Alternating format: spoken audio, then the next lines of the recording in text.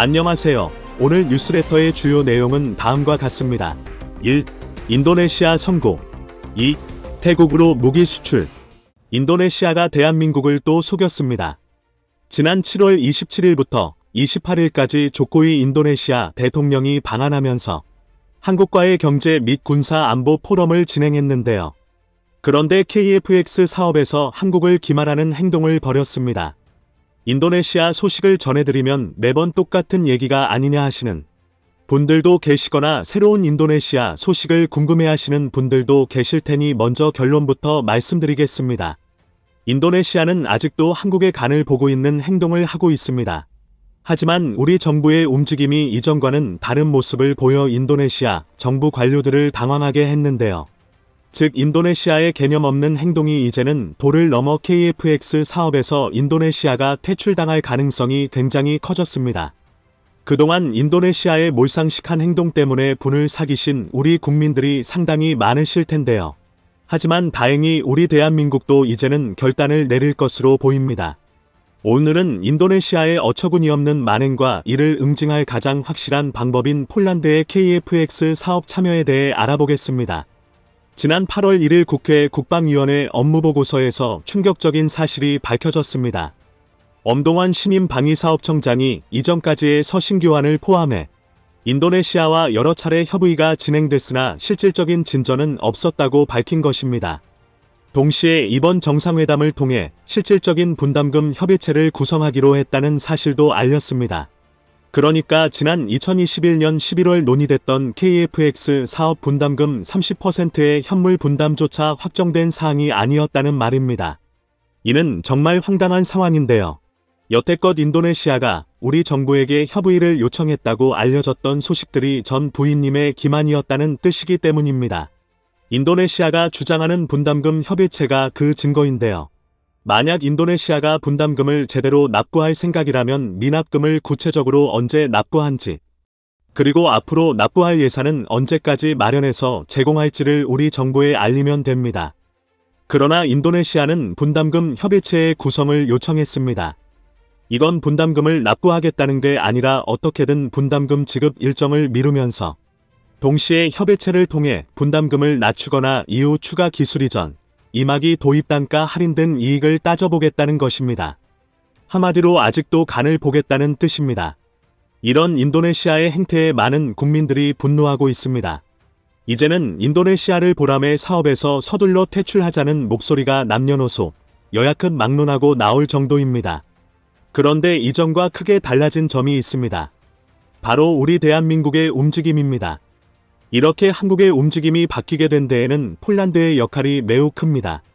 폴란드는 얼마 전 한국에게 FA-50-48대를 포함해 무려 20조 원이 넘는 무기를 구입하기로 약속했으니 이참에 인도네시아 대신 폴란드와 KF-21 사업을 진행하자는 것입니다. 심지어 이건 우리만의 의견이 아닙니다. FA-50 도입을 위한 사전 테스트에 크게 만족한 폴란드 측에서도 KF-21 개발에 합류하자는 이야기가 나오는 중인데요. 만약 폴란드가 정말로 KF-X 사업에 합류한다면 KF-X 사업의 규모가 이전보다는 더 크게 확대될 가능성이 높습니다. 우크라이나 사태로 심각한 위협을 느끼고 있는 폴란드의 가파른 군비 확장이야말로 가장 좋은 증거입니다.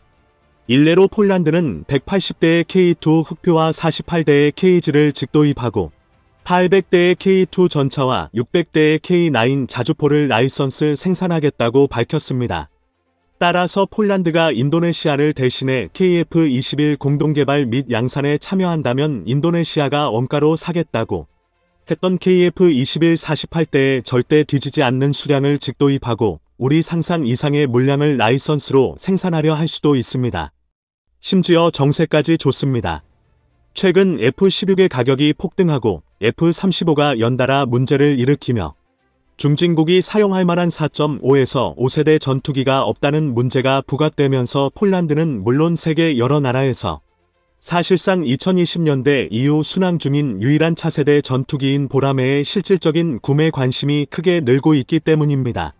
이에 대해 일각에서는 이런 상황이라면 생산 단가가 높아 개발이 어려울 것이라던 함재기형 KF-21N이나 전자전용 KF-21g 같은 파생형 전투기 개발도 노려봄직한 상황이라고 말할 정도인데요.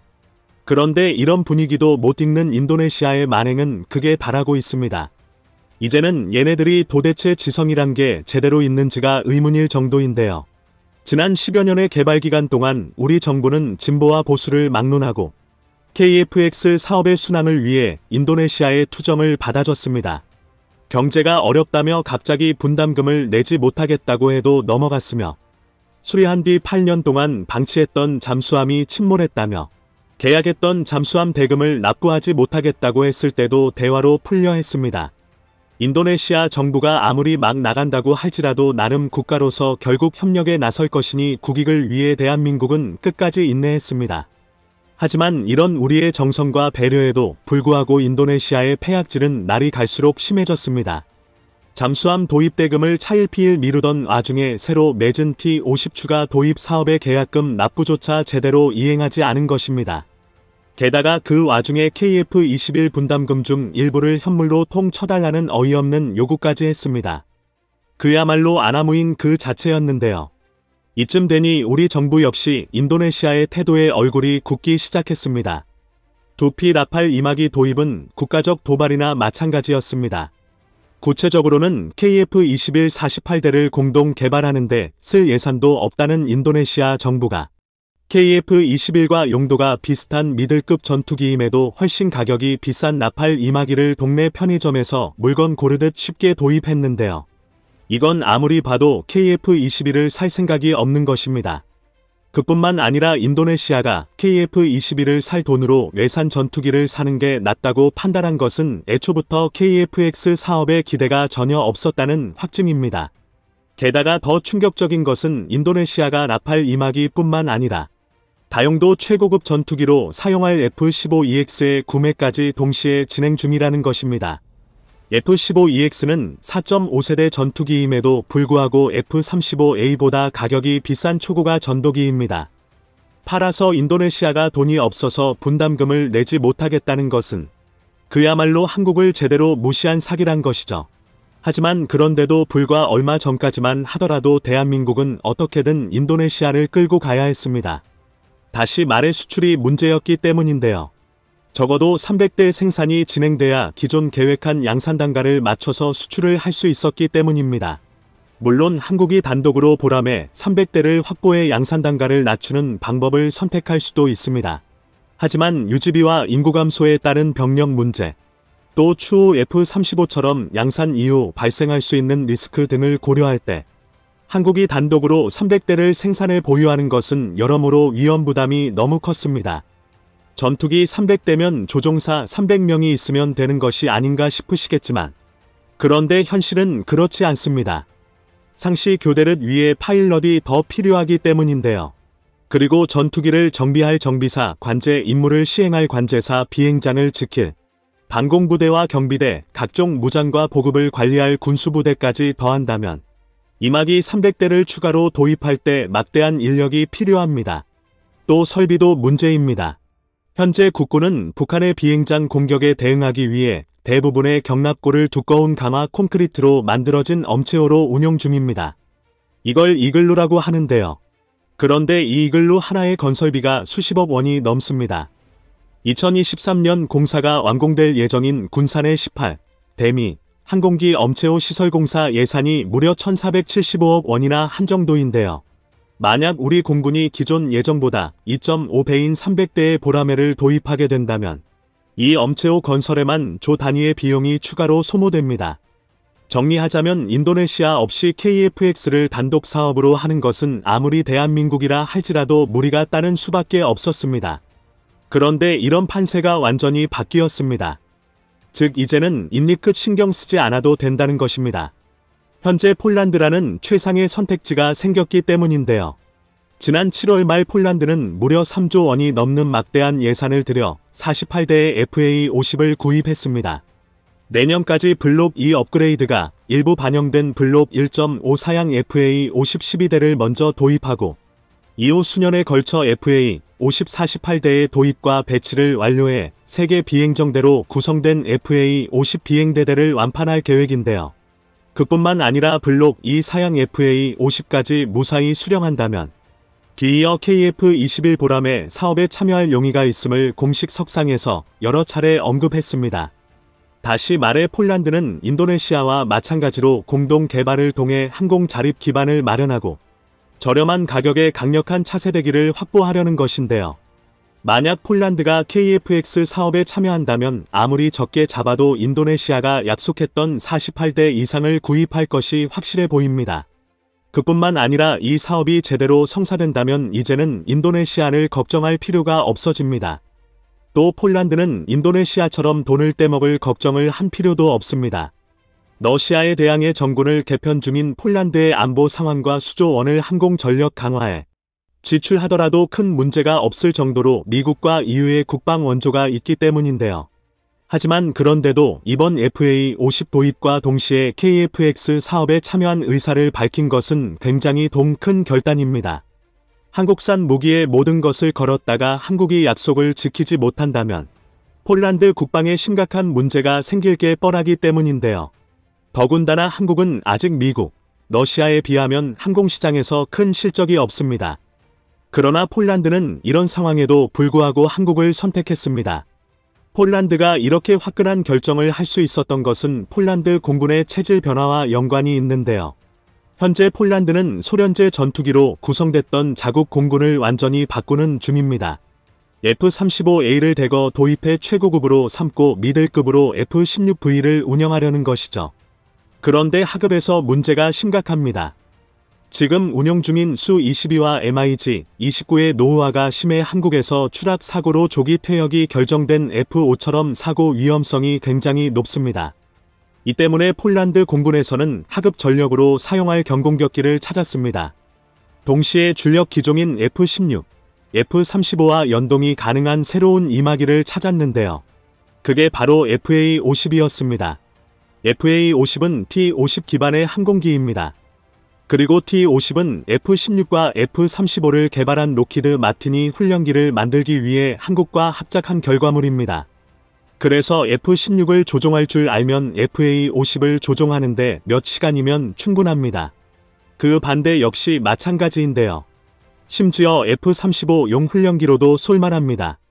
이는 폴란드 공군에게 굉장한 매력이었습니다. F-35 전환 교육을 위해 고가의 F-16 전투기를 사용해야 했기 때문입니다. 여기에는 한 가지 비화가 있는데요. 과거 2010년대 폴란드는 16대의 훈련기 도입 사업을 진행했습니다. 한국의 T-50과 이탈리아의 M346이 맞붙었는데요. 이 사업에서 폴란드는 T-52 훈련기로는 너무 고가라며 이탈리아제 M346을 도입했습니다. 음속에 가까운 천음속 기민 M346이라면 당시 폴란드가 보유한 모든 항공기를 운용할 수 있다고 판단한 것입니다. 하지만 이는 잘못된 선택이었습니다. 폴란드가 F-35를 도입하면서 M346은 애물단지가 되어버렸는데요. 그 이유는 초음속 비행이 불가능한 M346으로는 F-35 전환 교육이 불가능했기 때문입니다. 이에 따라 F-35 전환 교육을 위해 고가의 F-16 전투기를 사용해야 하는 황당한 상황이 벌어졌습니다. 게다가 M346 자체에도 문제가 발생했습니다. 납기 일정을 지키지 못해 제때 훈련기가 공급되지 못한 데다 그나마 공급된 훈련기도 각종 결함으로 비행 불능이 된 것입니다. 폴란드로서는 돈을 아끼려고 T-50을 거부했다가 매우 큰 손해를 본 것인데요. 이에 대해 일각에서는 이번 FA-50 도입 사업이 속전속결로 처리된 뒷배경에는 과거의 잘못을 바로잡으려 한 폴란드 공군의 결단이 있다고 분석할 정도입니다. 이제 대한민국이 결정할 문제는 인도네시아의 KF-21 보라매와 관련된 저질 외교를 건질시키고 폴란드가 인도네시아를 대신해 KF-X 사업에 확실하게 뛰어들게 하는 확고한 동반자로 선정하는 것입니다. 태국에서 한국 무기 수입을 결정했습니다. 중국 정부의 방해에도 불구하고 태국 총리가 직접 한국 무기 수입 결정을 내리며 강력하게 한국 무기를 주장했다고 합니다. 태국이 한국 무기를 서둘러 도입하고자 했던 것은 사실 태국이 처한 상황과 밀접한 관련이 있는데요. 대체 태국에서 무슨 일이 일어나고 있으며 왜 한국 무기 수입에 열을 올렸는지를 지금부터 자세하게 설명해 드리겠습니다. 프라윕 짜노차 국방부 장관은 단호하게 말했습니다. 태국 총리이자 국방부 장관으로 임무를 수행하던 그는 한국 무기 수입 결정에 확신을 가졌습니다. 현재 타이에 가장 필요한 무기이며 이를 공급하는 한국은 가장 중요한 파트너라 치켜세우며 그는 조만간 구체적인 조율 내용 협상을 위해 한국 담당자와 이야기를 나눌 것이라는 말을 남겼습니다. 군사정보 전문 사이트 제임스와 인도네시아 방산 매체 에어스페이스 리뷰는 이러한 내용을 보도하며 태국이 한국 무기를 전격적으로 수입한 사실을 자세히 알렸는데요. 태국이 수입한 무기는 바로 한국형 GPS 유도폭탄이었습니다. 태국 공군 RTAF도 LI-GNX-1이 생산하는 한국형 GPS 유도폭탄 KHGB의 최신 고객이자 두 번째 고객이 되었다고 밝혔습니다. 2018년 사우디아라비아가 KHGB를 수입한 이래로 태국이 수입을 전격적으로 진행한 것이죠. KHGB는 국방과학연구소 주관으로 독자 개발된 한국의 무기로 재래식 폭탄 MK82의 중거리 GPS 유도 키트 장치를 장착한 물건입니다. KHGB를 이용하면 엄폐물에 숨어있는 적도 GPS를 이용해 탐지, 틀적으로 적을 공격할 수 있게 됩니다. 다른 말로 스마트 폭탄이라는 별명이 붙어 있는데요. 최대 사거리는 약 100km에 해당합니다. 사실 이번 사업은 일찍이 이야기가 나왔으나 도입에는 지지부진한 측면이 있었는데요. 과거 태국이 한국 T-50 고등훈련기를 구매했을 당시 태국 공군은 T-50 성능 개량 사업은 물론이고 2차 호위함 사업 그리고 KHGB에 대해서도 깊은 관심을 표현했습니다. 주변 국가인 중국이 계속해서 군비를 늘려가고 있고 최신형 전투기를 계속 개발하는 등 주변국을 위협하는 마당의 태국도 이를 대비해야 한다는 마음이 있었던 것이죠. 한국 T-50을 고른 것은 태국이 가진 한국 무기에 대한 믿음 때문이었습니다. 일찍이 태국은 대구급 기반의 3호위함을 5,200억에 도입한 적이 있습니다. 태국 역사상 최대 규모의 방산 계약을 체결한 것인데요. 이 호위임에 태국인들이 가장 존경하는 인물인 전 국왕 나마 9세의 이름을 따 푸미폰 아두냐데시라고 부를 정도로 한국이 제공한 무기에 기뻐했습니다. 한국 무기의 위력과 수준이 태국이 보유했던 수준에 비해 압도적으로 강력했기 때문이죠. 동남아시아에서 강력한 해군력을 보유하고자 했던 태국의 입맛에 딱 맞는 무기라 할 수 있습니다. T-50 고등훈련기 수입도 한국 무기의 뛰어난 성능 때문에 태국 정부가 사업을 추진했던 것이고 대구함에 이어 T-50까지 확실한 성능을 보여주면서 태국인들 마음속에서는 한국이 최고의 군사 파트너로 자리를 잡았습니다. 이를 알 수 있는 사실이 바로 군사정보보호협정 지소미아 GSOMIA인데요. 군사 동맹국끼리 필요한 정보를 공유하는 지소미아는 상대 국가를 신뢰하지 않으면 체결하기 어렵습니다. 일찍이 태국 정부와 지소미아 체결을 위해 노력했으나 태국 정부는 한국의 요청에 별다른 대응을 하지 않았다가 방산 무기의 성능을 보고 깜짝 놀란 나머지 지소미아에 응한 것이라고 하죠. 하지만 그런데도 KHGB 사업은 큰 진전이 없었습니다. 한국 무기에 대해 신뢰를 가진 태국이지만 정치적인 차원에서 중국의 압박이 큰 방해 요인이었다고 합니다. 중국 무기 수입을 강요하며 태국 정부는 선뜻 결정을 내리지 못했다고 하죠. 정치적인 고려까지 생각해 미뤄두던 KHGB 사업은 그러나 어떤 계기 때문에 이례적으로 빠르게 진행되었다고 합니다. 바로 태국에서 점점 심각한 사회 문제로 대두된 이슬람 무장단체의 독립과 테러 활동이 그것입니다. 식민지 지배를 당한 적이 없고 대표적인 불교 국가로 알려진 태국. 이 국가 남부에 위치한 나라티와 지역은 다른 태국 지역과 달리 대부분의 시민이 이슬람교를 믿는 이들입니다. 종족도 타이 민족과 다르게 무슬림 소수민족인 말레이족으로 이들은 오래전부터 태국 중앙정부의 통치에 반발, 남부 나라티와 지역을 중심으로 독립국 건설을 꿈꿨습니다. 그리고 이를 실천에 옮기기 위해 무장단체가 만들어졌죠. 이슬람 반군 집단은 처음에는 태국 정부에 큰 타격이 아니었습니다. 대부분의 타이 민족들은 불교를 믿으며 사는 이들이었고 소수의 이슬람 단체는 쉽게 제압이 가능한 수준이었죠. 그러나 시간이 지나면서 이슬람 극단주의자들의 발흥과 이슬람 세계로부터 흘러 들어온 무기는 무장 반군을 태국 정부의 골칫거리로 만들기 충분했습니다. 2000년대 초반부터 이들은 테러 활동을 활발하게 펼치며 중앙정부의 구속으로부터 벗어나기 위해 태국인들을 집요하게 공격했습니다. 민간인 사상자들은 점점 숫자가 늘어나면서 중앙정부 소속 군대가 출동할 정도로 반군은 성장했죠.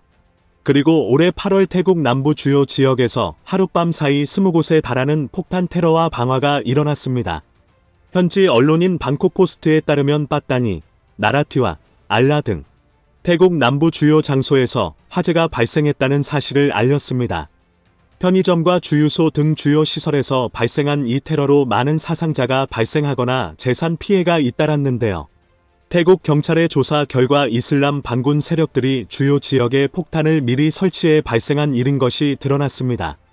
얄라주에 위치한 편의점에서는 무장 반군 세력이 마스크를 쓰고 카운터에 검정 가방을 씹는 일도 있었죠. CCTV를 통해 녹화된 이들 반군 세력은 상당한 규모였습니다. 더 이상 내버려 두면 태국 국왕의 통치에 지장이 생기고 태국 남부 지역이 독립하는 불행한 일이 일어날 수 있기에 태국은 본격적으로 군사 행동에 나서기로 결정한 것이죠. 그러나 문제는 태국 남부 지형이었습니다. 베트남 전쟁 당시 게릴라전을 펼치던 베트남인들처럼 태국 남부 지형을 이용해 이들 반군 세력은 태국 정부를 피해 항전을 이어가는데요. 이를 잡기 위해선 정밀한 타격이 필요합니다. 그렇기에 한국 무기인 KHGB를 태국 정부가 급하게 요청한 것이죠. 지하로 숨거나 비밀 기지에서 나오지 않는 이들을 잡기 위해 한국의 무기가 요긴하게 쓰일 수 있다고 판단했기 때문이죠. 태국과 한국의 무기 수출입과 관련 이를 불편하게 여겼던 중국은 태국의 한국 무기 수입을 견제하기에 이릅니다. 특히 동남아시아에서 중국 편을 확보하기 위해 공을 들였던 중국 입장에선 타이에 압력을 가해 자국 무기 구입을 요구했죠. 중국은 자국이 개발한 첼레이 1500을 타이에 제안하며 태국을 설득했다고 합니다. 첼레이는 중국어로 천둥이라는 뜻으로 이 폭탄의 경우 글라이더처럼 하늘을 날 수 있고 정미류도 장치를 달았습니다. 중국산 폭탄이 한국보다 더 우월하다고 강조한 것이죠. 그러나 태국에서는 이 첼레이 500에 대해 부정적인 반응을 보였습니다. 무엇보다 중국의 거짓 스펙 부풀리기에 지쳤고 기대했던 파괴력을 첼레이 500은 제공하지 못했기 때문이죠. 직접 타격이 가능한 한국의 KHGB와 다르게 첼레이 500의 경우 수류탄 크기의 자탄 수백 개를 상공에서 흩뿌려 지상을 타격하는 방식입니다. 주로 적 공군 기지 활주로를 망가뜨리는 데 초점이 맞춰져 있죠. 중국이 제시한 무기는 어찌 보면 작은 폭탄을 실어 나르는 운반기에 가까운 형태와 더 흡사합니다. 태국 정부는 강력한 화력을 원했던 입장이기에 이런 재원은 만족할 수 없었죠. 이미 한 차례 태국은 중국이 생산한 위안급 잠수함으로 뜨거운 화를 입은 적이 있습니다. 진작 임계받아 실전 배치되어야 할 잠수함은 엔진 문제로 인해 골머리를 앓고 있죠. 독일산 엔진을 사용하는 것이 계약이었지만 유럽연합의 중국 무기 수출 금지 제약으로 인해 이항급 잠수함 인계가 불가능해지자 중국은 타이의 자국산 엔진을 제안합니다. MWM-620 엔진이 바로 그 정체였죠. 그러나 안전성 문제에서 이미 결격 판정을 받았기에 태국은 MWM-620 엔진을 거부했고 중국은 위안급 잠수함 수출을 위해 어떻게든 자국산 엔진을 넣어 수출하겠다며 태국과 대립하고 있습니다. 당연히 중국의 요청을 태국은 거부할 수밖에 없었죠. 자오리젠 중국 외교부 대변인은 태국을 상대로 자국 무기의 수입에 대해 태국이 긍정적인 반응을 보였다고 말했지만 즉각 중국 정부의 답변을 반박했죠. 너도 나도 한국 무기를 수입하면서 세계적인 명성을 쌓고 있는 대한민국. 중국 버리고 한국을 선택한 태국의 결정에 박수를 보냅니다.